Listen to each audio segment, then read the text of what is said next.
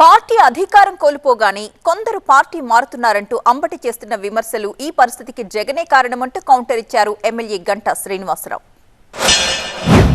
పోతే వెళ్ళిపోయే వాళ్ళు మనం ఏమంటాం చెప్పండి. వెళ్ళడం మంచిది కాదు.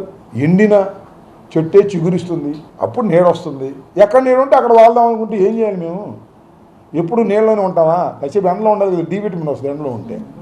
ఎప్పుడు నీళ్ళలో ఉంటే డి విటమిన్ లేక దెబ్బతింటాం. అందుకని అధికారం పోతూ ఉంటుంది, వస్తూ ఉంటుంది. ఇది ఒక అలా మారుతూ ఉంటుంది. దాన్ని గమనించాలని కూడా ఈ సందర్భంగా నేను చెప్పదలుచుకున్నాను. చివరికి జగన్మోహన్ రెడ్డి ఒక్కరే ఏకాగ్గా మిగిలిపోయి ఆయన కూడా నేనేం చేస్తే బాగుంటుందో ఒక నిర్ణయం తీసుకోవాల్సిన పరిస్థితి వస్తుంది.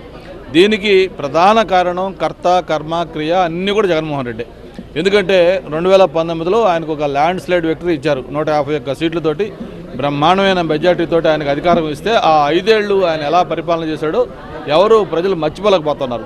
అది గుర్తొస్తే ఒక నైట్ మేర్ లాగా అందరూ ప్రజలు భావిస్తూ ఉన్నారు.